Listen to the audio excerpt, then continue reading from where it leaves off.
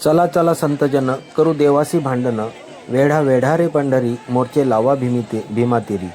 या अभंगातील उक्तीनुसार आज श्री क्षेत्र कोथळी येथून आदिशक्ती श्री संत मुक्ताबाईची पालखी मोठ्या उत्साहात व जोमात पंढरीच्या विठुरायाच्या भेटीला निघाली. विशेष म्हणजे पालखी प्रस्थान सोहळ्यापूर्वीच दमदार पावसाने हजेरी लावत या मोसमातील पहिलाच पाऊस पडल्याने वारकऱ्यांच्या उत्साहाला देखील उधाण आलेले होते आणि भर पावसात हरिनामाचा गजर करत, नृत्य करत वारकऱ्यांनी आगेकूच केले. या पालखी सोहळा प्रस्थान प्रसंगी राज्याचे जलसंपदा मंत्री गिरीश महाजन यांनी मुक्ताबाई संस्थांच्या उर्वरित कामासाठी 15 कोटींचा निधी लवकरच मंजूर करण्याची देखील घोषणा केली. या प्रसंगी प्रमुख अतिथी म्हणून जळगाव जिल्ह्याचे पालकमंत्री गुलाबराव पाटील, जलसंपदा मंत्री गिरीश महाजन, वस्त्रोद्योग मंत्री संजय सावकारे, आमदार चंद्रकांत पाटील, उपमुख्यमंत्री एकनाथराव शिंदे यांचे सहाय्यक बालाजी खतगावकर तसेच शिवसेनेचे राज्य आध्यात्मिक आघाडीचे प्रमुख अक्षय भोसले व संत मुक्ताबाई संस्थानचे अध्यक्ष ॲडव्होकेट रवींद्र पाटील हे प्रमुख मान्यवर उपस्थित होते. पंढरपूर पालखी प्रस्थान सोहळ्याचे हे 318वे वर्ष असून 700 किलोमीटर लांब व तब्बल 1 महिन्याच्या वर दिवस प्रवास करून ही पालखी पंढरपूर येथे भीमातिरी पोहोचणार आहे. त्यासाठी हजारो वारकऱ्यांनी भर पावसात देखील प्रस्थान केले. विशेष म्हणजे यामध्ये महिलांची संख्या ही असंख्य होती. पालखी प्रस्थान सोहळ्याच्या दिवशी सकाळी आदिशक्ती श्री संत मुक्ताबाईंच्या पादुकांचे पूजन चापोरा येथील चिन्मय पवार यांच्या हस्ते अभिषेक करून करण्यात आले. दुपारी 1 वाजता पालखी प्रस्थान होणार होती. तोपर्यंत महापूजा व भजनाचा कार्यक्रम होऊन प्रसादाचा कार्यक्रम देखील संपन्न झाला. राज्याचे उपमुख्यमंत्री एकनाथराव शिंदे यांच्या मातोश्रींच्या नावे पालखी प्रस्थान सोहळ्यासाठी चांदीचा रथ अर्पण करण्यात आलेला आहे. या रथाचे लोकार्पण पालकमंत्री गुलाबराव पाटील, जलसंपदा मंत्री गिरीश महाजन, वस्त्रोद्योग मंत्री संजय सावकारे व आमदार चंद्रकांत पाटील यांच्या हस्ते करण्यात आला. पालखी प्रस्थान सोहळ्यासाठी बैलजोडीचे मानकरी नाचनखेडा येथील राजेश प्रकाश पाटील यांना मिळाला, तर अश्व मानकरी म्हणून संदीप महाराज भुसे, मरकळ, आळंदी जिल्हा पुणे आणि नगारखानाचा ज्ञानेश्वर महाराज मुळे, जालना यांना मान मिळाला. आदिशक्ती श्री संत मुक्ताबाईची ह्या पालखी सोहळ्यामध्ये असंख्य वारकऱ्यांनी सहभाग घेत अतिशय उत्साह व आनंदाच्या वातावरणात संपूर्ण मुक्ताईनगर, कोथळी, गजानन महाराज मंदिर, प्रवर्तन चौक, बोदवड चौफुल्ली ते जुने मुक्ताई ते नवीन मुक्ताई मंदिरपर्यंत ही पालखी जाऊन पोहोचली. संपूर्ण शहरातनं पालखी सोहळा जात असताना महिला व भाविक यांनी आदिशक्ती मुक्ताईच्या पादुकांचे दर्शन घेतले.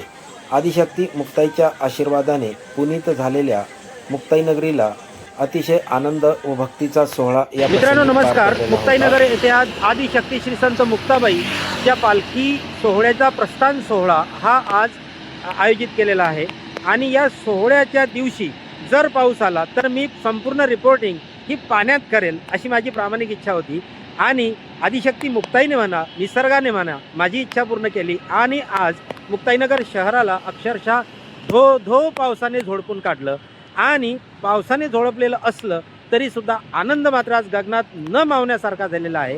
बघू शकतात मी या ठिकाणी बोदवड चौफुलीवरील पुलावर आहे आणि माझ्या मागे या ठिकाणी दिंडी येत आहे. आताही तुम्ही पाहू शकतात आदिशक्ती मुक्ताईची दिंडी या ठिकाणी आगमन होत आहे. अतिशय आनंदाचा हा क्षण आणि मला अभिमानाचा क्षण. आदिशक्ती श्री संत मुक्ताई पालखी प्रस्थान सोहळ्यामध्ये यावर्षी मोठ्या संख्येने वारकऱ्यांनी सहभाग घेतला. विशेष म्हणजे आद्रा नक्षत्राच्या मुसळधार पावसात देखील वारकऱ्यांचा उत्साह हा कमी झालेला नव्हता. मान्सूनला तब्बल 15 दिवस उशीर झालेला असल्याने पावसाची वाट शेतकरीच नव्हे वारकरीसुद्धा बघत होते.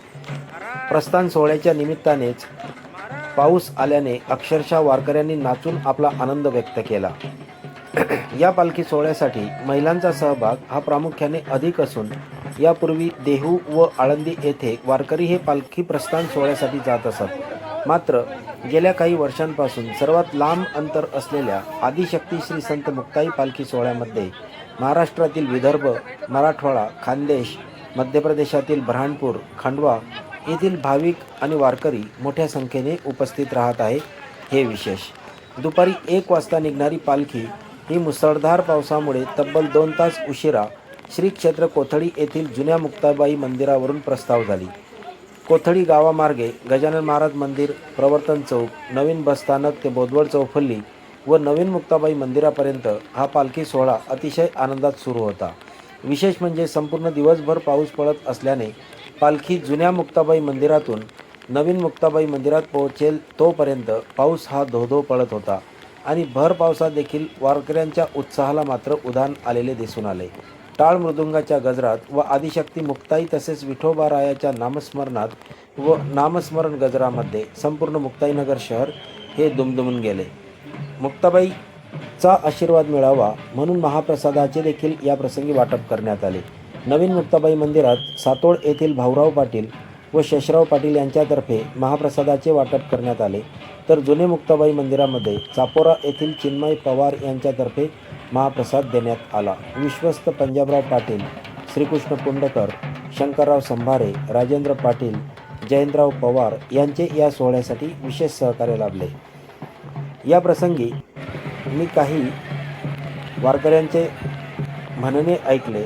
या प्रसंगी आकाश महाराज पाटील सित्रे की जे घाणेगाव पिंपळगाव राजा येथील रहिवासी आहेत, त्यांनी मला बोलताना सांगितले की आदिशक्ती श्री संत मुक्ताईचा पालखी सोहळा म्हणजे स्वानंद द्विगुणित करणारा सोहळा असून या सोहळ्यात भव्यता, दिव्यता, रम्यता व मांगल्यता ही ओतप्रोत भरलेली असते.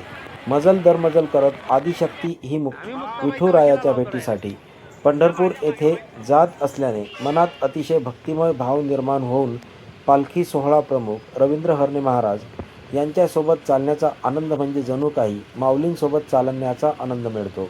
या प्रसंगी पालखी सोहळा प्रमुख हरिभक्तपरायण रवींद्र हरणे महाराज यांनी देखील आपले मनोगत व्यक्त केले. आदिशक्ती मुक्ताई पालखी सोहळ्याचे प्रमुख पद हे कोणत्याही वारकऱ्याच्या जीवनातील अत्युच्च आनंद देणारा क्षण असून आदिशक्ती मुक्ताईच्या पदस्पर्शाने पुनीत झालेल्या मुक्ताईनगरच्या पावनभूमीतून पंढरीच्या विठुरायाच्या दर्शनासाठी जाणे हा देव आणि संतांच्या मिलाफाचा अप्रतिम असा सोहळा असल्याचे मत पालखी सोहळा प्रमुख रवींद्र हरणे महाराज यांनी व्यक्त केले. या प्रसंगी राज्याचे जलसंपदा मंत्री गिरीश महाजन यांनी महाराष्ट्राच्या संत परंपरेचा गौरव करत संत मुक्ताईच्या पालखीला राज्यात विशेष मान असल्याचे सांगितले.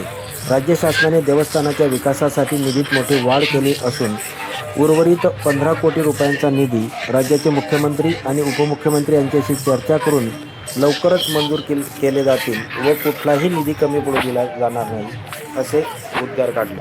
तर वस्त्रोद्योग मंत्री संजय सावकारे यांनी मुक्ताई पालखी सोहळ्याशी आपले दरवर्षीचे भावनिक नाते आहे. यंदा पावसाअभावी चिंतेचे वातावरण असताना मुक्ताईनगरला येताना आई मुक्ताबाई पाऊस येऊ दे अशी प्रार्थना केली होती. मात्र इथे पोहोचतात परिसरात झालेल्या पावसामुळे आई मुक्ताईने वारकरी आणि शेतकऱ्यांचे गाऱ्हाणे ऐकल्याची भावना मनात निर्माण झाल्याचे त्यांनी स्पष्ट केले. पालकमंत्री गुलाबराव पाटील यांनी आपल्या मनोगतात सांगितले की गेल्या वर्षी पालखी सोहळ्याच्या वेळी उपमुख्यमंत्री एकनाथराव शिंदे यांनी दिलेल्या शब्दाप्रमाणे यंदा त्यांच्या आई गंगूबाई यांच्या स्मरणार्थ संत मुक्ताबाई पालखी सोहळ्यासाठी चांदीचा रथ भेट दिला आहे. पांडुरंगाच्या कृपेने आपण 35 वर्षात एकही वारी चुकवलेली नसून मतदारसंघातील वारकऱ्यांसाठी गेल्या 2 वर्षांपासून विशेष उपक्रम राबवण्यात येत आहेत. यावर्षी देखील वारकऱ्यांसाठी विशेष रेल्वेची व्यवस्था केली असल्याचे त्यांनी सांगितले.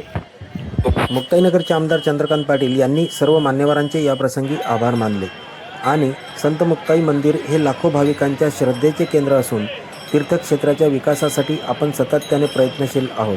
उपमुख्यमंत्री एकनाथराव शिंदे व राज्य शासनाच्या सहकार्याने मंदिर परिसराचा विकास आणि भाविकांसाठी अधिक सुविधा उपलब्ध करून देण्यासाठी आपण पाठपुरावा करत आहोत असे त्यांनी याप्रसंगी सांगितले.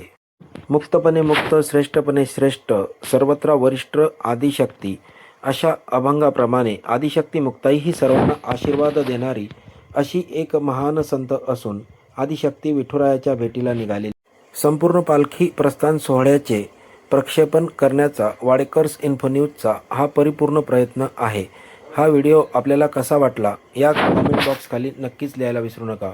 व्हिडिओ आवडल्यास शेअर करायला विसरू नका, सबस्क्राईब करायला विसरू नका आणि लाईक करायला विसरू नका.